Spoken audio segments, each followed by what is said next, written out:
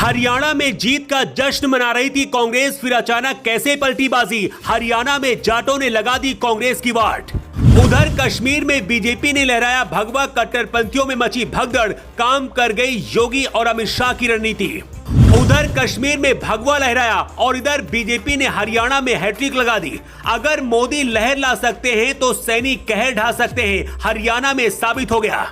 BJP ने कांग्रेस से मुकाबले के लिए हरियाणा में एक एक कदम फूंक फूंक कर रखा। मनोहर लाल खट्टर के प्रति जनता में नाराजगी थी तो उन्हें कुछ दिन पहले ही साइडलाइन कर दिया गया था। यहां तक कि पीएम की सभा में भी उन्हें मंच पर आना तो दूर, सभा तक में पहुंचने नहीं दिया गया। विनेश फोगाट ने बार बार पीएम मोदी को टारगेट किया पर किसी भी बीजेपी नेता ने उनका जवाब नहीं दिया। ऐसा लगता है कि जैसे ऊपर से सभी बीजेपी नेताओं को आदेश दिया गया था कि विनेश के खिलाफ नहीं बोलना है। कांग्रेस पहलवान, किसान और संविधान के नाम पर हरियाणा जीतना चाहती थी, लेकिन पूरी कहानी मोदी शाह ने पलट कर रख दी। बीजेपी कैसे हरियाणा जीत गई, इसे 2 मिनट में आपको समझाते हैं।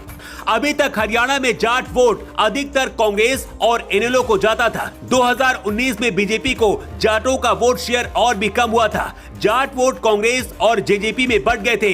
यही से बीजेपी इस रणनीति पर काम करने लगी थी कि हरियाणा में उसे जाट वोट नहीं चाहिए। एंटी जाट वोटों के ध्रुवीकरण के लिए बीजेपी ने पंजाबी हिंदू, ओबीसी ब्राह्मण पर दांव खेला। केंद्रीय मंत्रिमंडल में पहली बार किसी जाट की एंट्री नहीं हुई। राज्य में बीजेपी का अध्यक्ष भी एक ब्राह्मण को बनाया गया। प्रदेश में सीएम एक ओबीसी को बनाया गया। आखिर में बीजेपी के लिए ये दांव काम कर गया। किसानों और महिला पहलवानों के आंदोलन से बीजेपी बहुत परेशान थी, लेकिन इस आंदोलन के खिलाफ कोई कदम न उठाकर बीजेपी ने इसे बढ़ने दिया। पहलवान, किसानों और जवानों का आंदोलन इतना बढ़ा कि दूसरे वर्गों को चिढ़ होने लगी। हरियाणा में बीजेपी चुपचाप अपने नेताओं को किसानों से पिटते देखती रही। किसानों का मन इतना बढ़ गया कि वो पूर्व सीएम खट्टर और कई मंत्रियों तक को गांव में घुसने से रोक देते थे।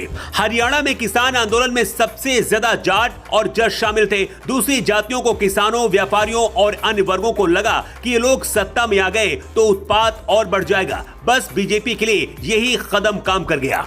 अगर बीजेपी किसानों के खिलाफ कार्रवाई करती या फिर उनका उत्पीड़न किया होता तो कांग्रेस के लिए फायदेमंद साबित होता। किसान और पहलवानों के आंदोलन से हरियाणा के लोग भी इरिटेट हो गए। शांत रहने की बीजेपी की रणनीति काम आ गई और इसका फायदा भी हुआ। चुनाव के अंतिम मौके पर नायब सैनी को सीएम बनाना मोदी शाह का सबसे बड़ा मास्टर स्ट्रोक साबित हुआ। ये ठीक वैसा ही था जैसे चुनाव से कुछ वक्त पहले उत्तराखंड में बीजेपी ने प्रयोग किया था।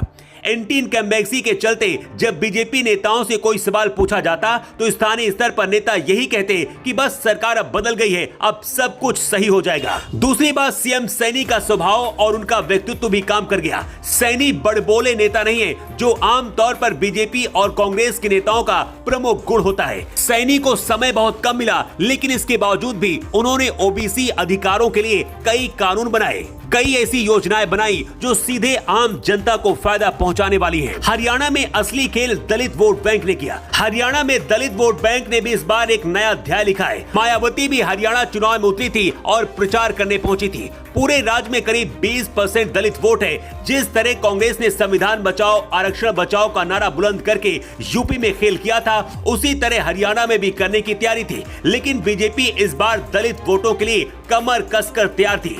अशोक तंवर जैसे एक दलित चेहरे को इसलिए पार्टी में लोकसभा चुनाव के पहले लाया गया था। बीजेपी ने दलितों को यह समझाया कि बीजेपी राज में उनके साथ मिर्चपुर और गोहाना जैसी घटनाएं नहीं हुई है। प्रधानमंत्री नरेंद्र मोदी, गृह मंत्री अमित शाह और पूर्व मुख्यमंत्री खट्टर ने बार बार मिर्चपुर और गोहाना कांड की चर्चा अपनी सभाओं में की थी। हरियाणा में चुनाव परिणाम जो आए हैं, इन्हें देखकर हर कोई हैरान है, लेकिन इन परिणामों पर आपकी राय क्या है?